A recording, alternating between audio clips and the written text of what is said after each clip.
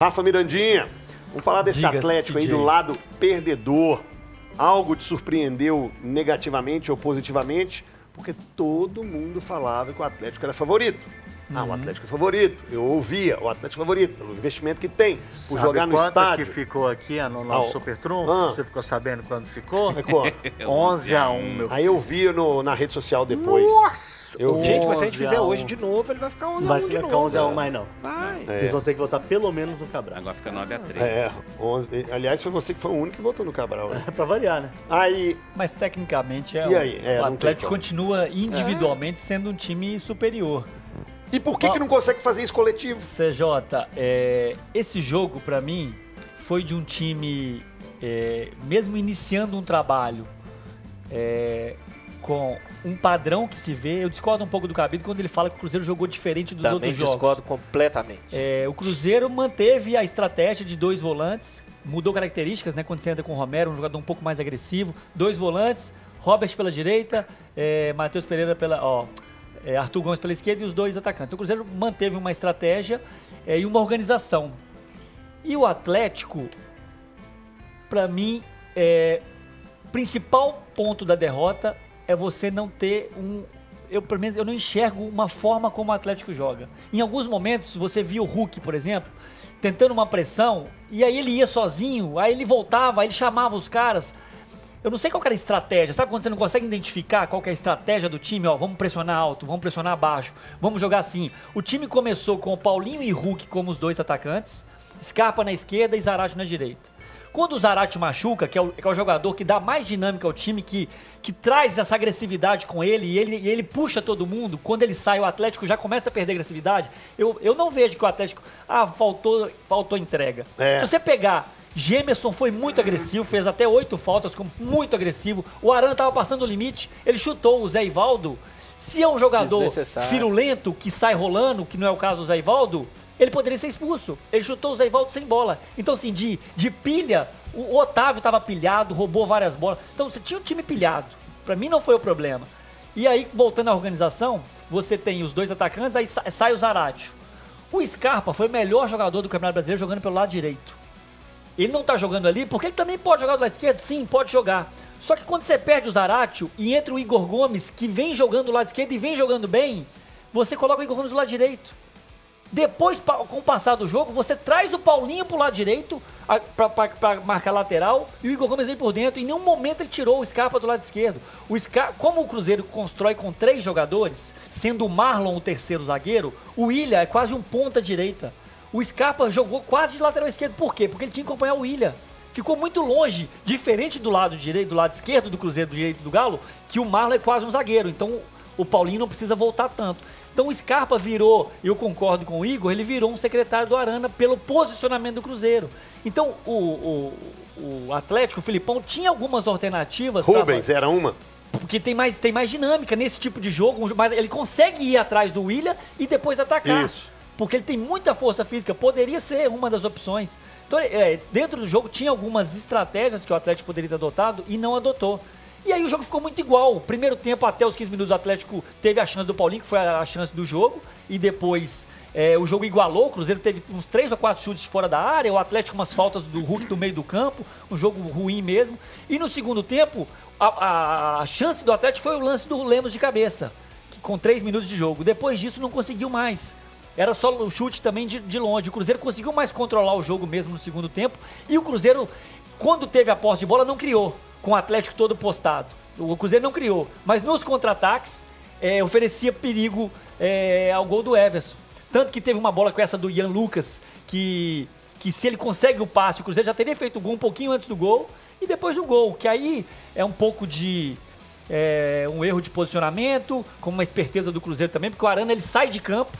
A linha do Atlético sobe sem olhar pro Arana. Eles sobem para deixar o Zé Ivaldo impedido. É verdade. Eu até coloquei isso no Instagram, no Rafael Miranda 5, depois quem quiser lá dar uma olhada. Mas aí não faltou, então, Pro Arana? Não. É muito rápido o ali, Arana, cara. ele acompanha o Ian Lucas no primeiro pau. Os dois dividem a bola e os dois saem de campo. Beleza. E aí você tá falando que a linha defensiva tinha que ter olhado pro Arana. Claro. Mas então por que o Arana não olhou a linha defensiva e ficou do lado de fora? Não adianta. Se você fica do lado de fora do campo, conta como se você estivesse em cima da linha. Em cima da linha. É impedimento. Então ele tinha que voltar de qualquer jeito. Ele tem que voltar. O jogador fora de campo é só se o juiz parar. O jogo não parou, o jogador é considerado na linha mais próxima de onde ele saiu. Se ele saiu pela lateral... Então ele ia dando condição de qualquer jeito. Condição de qualquer jeito. Ele tinha que voltar pro jogo. A culpa ali não é dele. A culpa da linha defensiva. É da linha defensiva que tem que olhar para o último defensor... Entender que ficou para trás. E você tem que esperar. Você não pode sair. Todo mundo sai e não olha pro Arana. Mas isso é e meio o Cruzeiro foi automático, muito... O Zé Ivaldo, até que o Zé Ivaldo faz o gol, ele meio que não acredita. Ele não percebeu o Arana. A primeira impressão era de que estava impedido.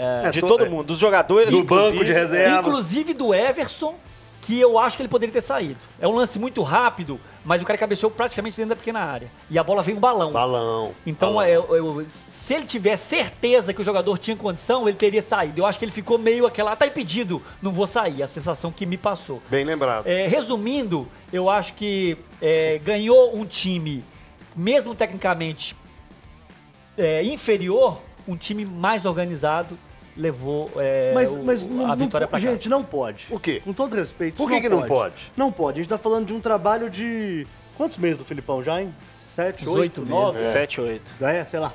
Pra um cara que acabou de chegar. Não pode, gente. Não pode. Não, não pode. Eu concordo com você que não deveria ser. Não deveria ser. E a gente bateu muito nessa tecla é um pouquinho diferente, hein, Camilo? Esse é o ponto. Né? Cara, tem um ponto. É difícil de medir isso, porque primeiro que não tem uma régua para isso, segundo que são 32 jogadores que jogam o jogo ali e cada um reage e tem sensações completamente diferentes. Mas eu senti também ao longo do jogo a sensação assistindo de longe. Repito, é muito difícil cravar que isso foi decisivo de alguma maneira, mas que o peso da responsabilidade... De vencer na arena? Por ter perdido o primeiro jogo. Eu acho que isso foi entrando em campo ao longo do jogo. Não tenho dúvidas. Foi para perceber a segurança do time indo embora ao longo do jogo, de percebendo que o filme ia se repetindo. A pressão também influenciou. Na sexta-feira a gente falou sobre isso. Falamos muito, né, Tonton? Falamos muito sobre isso. O clássico, não sei o quê, não tem favorito. Tem um favorito, gente. Sempre tem um favorito. Sempre tem um time que vai tentar propor mais o jogo, que pra mim seria o Atlético neste caso, nessa situação. E a gente ainda justificou, olha, o trabalho do Arcamon tem um mês, gente. O trabalho do Filipão já é ao longo, levou o time ao 3º lugar do Campeonato Brasileiro. Então isso pra mim, CJ, foi determinante no sentido que quando você se sente um pouco mais pressionado, e o Atlético tinha, não vou falar obrigação de vitória, mas para o seu torcedor parece que tinha, porque do jeito que ficaram as redes sociais na sequência, parece que os jogadores não tiveram vontade, parece que isso o Filipão mas isso é normal, isso aconteceria se o Cruzeiro tivesse perdido também. Gente, perdeu na bola. Perdeu na bola. Não foi falta de vontade do time do Atlético, não. Perdeu na bola. Não teve erro de arbitragem para influenciar em resultado. Todo mundo esperava essa falha do árbitro, é o que é um árbitro muito questionado. E tem a questão também de toda a estrutura preparada, né? Tudo preparado para ser o espetáculo do Atlético. Torcida única, não tem mais ninguém. Mas é isso, eu acho que assim... O jogo foi para o Atlético. Isso que o Gris falou, Tonton. Mais do que o favoritismo, eu acho que é a questão, já pesa o primeiro jogo, que aconteceu e que perdeu, e acho que, assim, vai se ver no filme se repetir, sabe? Eu acho que ao longo do jogo, a sensação que eu tive foi que os jogadores do Atlético perceberam que, de novo, eles não estavam conseguindo dominar o Cruzeiro e gerar chance e ser superior, como era de se esperar, pela qualidade. De alguns ali, e os jogadores do Cruzeiro também começaram a perceber que dava. Sim. E acho que ali, emocionalmente, o jogo foi virando, à medida que o tempo foi passando, emocionalmente o jogo foi virando e ficando cada vez mais desfavorável. Eu acho que isso que você disse aí, obviamente só vai acabar, Tonton, quando o Atlético vencer o Cruzeiro na arena, quando o Atlético, vai ter mais um jogo aí. Aí se o Atlético vencer, derruba. Até então, até isso acontecer, isso vai estar presente nos atletas e no torcedor. O que for a campo e o que ficar em casa torcendo. Essa pressão para vencer o Cruzeiro na Arena MRV, que é o estádio do Atlético, vai entrar em campo sim. No começo, menos. À medida que o tempo vai passando e a pressão vai aumentando e o nervosismo, isso vai pesar mais. O que faltou pro Galo, Tonton? Não, rapidinho, só é porque eu acho que mais do que ganhar é como está perdendo. É porque nos 2 jogos, no primeiro menos até eu acho, do que no segundo. Nos 2 jogos o Cruzeiro ganhou e jogou melhor do que o Atlético. Não foi aquele jogo que o Atlético, amassou, teve 70 chances, não fez o gol, o Cruzeiro foi lá, fez um gol cagado e ganhou o jogo. Não foi isso. O Cruzeiro jogou melhor do que o Atlético. O Cruzeiro mereceu a vitória. Eu acho que isso aumenta o peso emocional do negócio. E a gente falou muito, uma coisa que eu perguntei muito pro Rafa na semana passada, como motivar para um clássico. Já tem uma motivação natural pro clássico, mas eu acho que pro Atlético precisava uma conversa de tranquilizar os caras, né? Você vê que Neguinho entrou pilhado ali já no início do jogo, o Gemerson mordendo o Dineno a toda hora, um risco muito grande, o próprio Otávio estava pilhado em campo, você viu que os caras estavam nervosos, essa tensão. Como é que baixar, dar tranquilidade para esses caras e orientar para que jogassem? Isso tem combinado com o Cruzeiro também. Essa pilha do Gemerson é natural. Sim. Porque o último jogo, ano passado. Claro, o último jogo ficou muito em cima dele. Ali ele queria mostrar, pelo menos para o torcedor, que ele estava ligado e que está mordendo. Ó, eu tô aqui, a vontade não vai faltar. E aí, às vezes, acaba exagerando. Mas eu acho que o Gêmeos não passou do limite. Até porque enquanto ele não tomou amarelo, ele tá certo, ele tem o direito de fazer a falta. E o jogo, tanto que ele matou várias jogadas em cima do Dineno, ele não foi desleal em nenhum momento. Tanto que no segundo gol do Cruzeiro faltou matar a jogada. Então, assim, ele foi até onde deu, firme, não vejo nenhum problema, mas eu só falei isso porque alguns comentários, o Atlético não deu raça, o Atlético não consigo. Eu achei que não foi o problema. Não foi o problema. Mas aqui, o Rafa usou a palavra identificou estratégia. Ou falta dele, né? No Cruzeiro ele identificou estratégia. Não, no Cruzeiro, obediência tática total. Quando eu discordei do Capitão, mas uma coisa até a gente falou aqui fora do ar.